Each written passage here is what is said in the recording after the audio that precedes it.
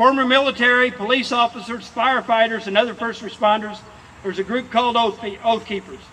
Check it out at oathkeepers.org. Moms, housewives, for you, there's a group called Conservative Moms of America at conservativemomsforamerica.org. There's another one called As a Mom at asamoms.org.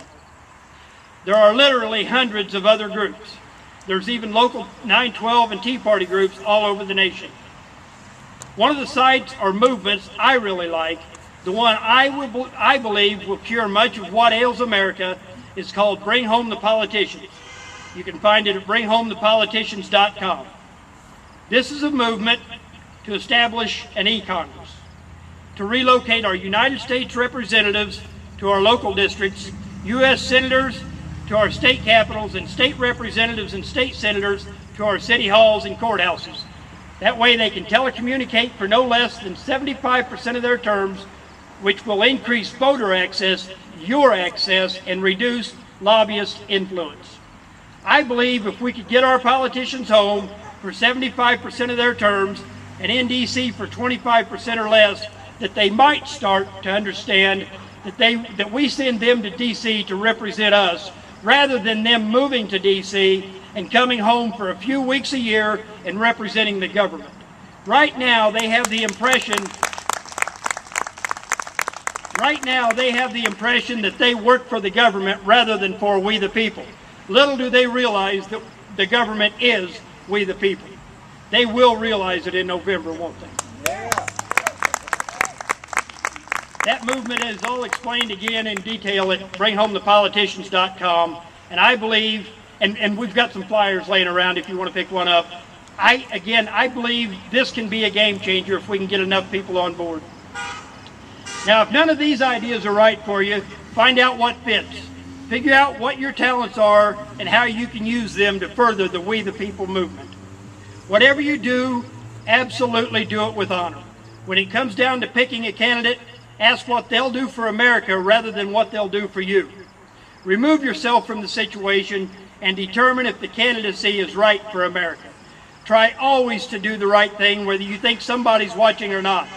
Think about what a soldier or a police officer or military vet would do and follow the leader. Better yet, become the leader. Finally, get involved with electing your representatives.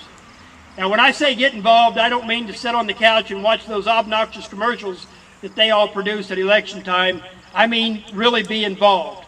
From getting to know each and every one of them, finding the right ones, the constitutionally minded ones, the ones who are working to save America and the principles on which she was founded, and help them get elected.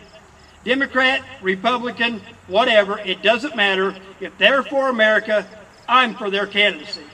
Stop voting for the lesser of two evils. As long as we do that, evil always wins. Your vote is never wasted as long as you cast it for the candidate that you believe is best for America.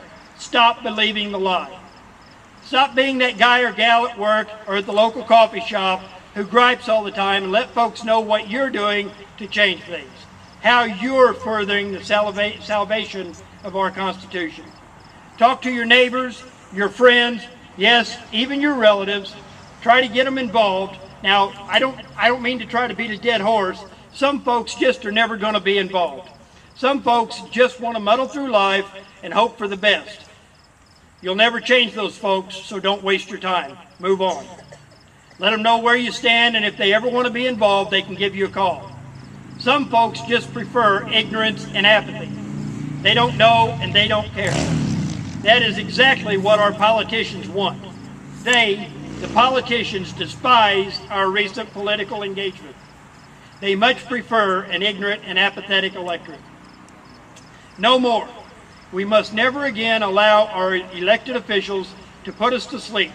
We must remain vigilant in our political process. Now, I'm not saying we always need to carry around a sign that says no to socialism or keep the change or stop the spending.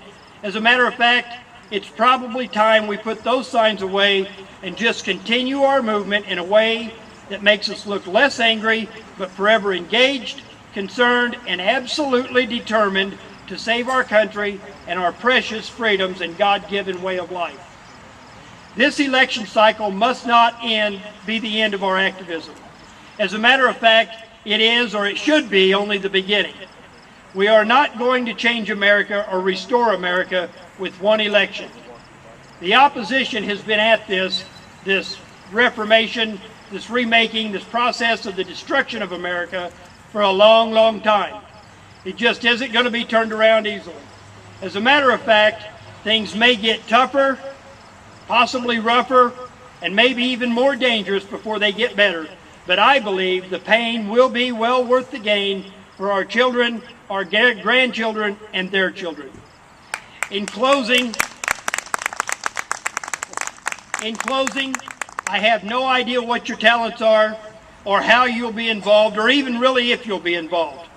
However, I don't believe you're here by coincidence. I believe you drug yourself here today to be with like-minded folks and to find a way to be involved. So find your place in this movement, find your group, your message, your vehicle for delivering that message, find your 912 truck and engage the movement. Please, whatever you do, don't just ride the wave, become the wave. A wave is defined as the movement of a body of water. It's like this: the bigger the body of water, the greater or stronger the wave.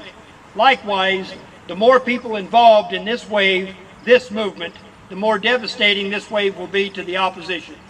Let's make this wave a big one that delivers us to the shore. Let's make it a wave that when the opposition sees it coming, they'll run for higher ground. Let's make this wave a relentless tsunami that pounds the shores election after election after election. Please, folks, get involved, and for America's sake, for your children's sake, vote. Thank you for your time, and God bless America.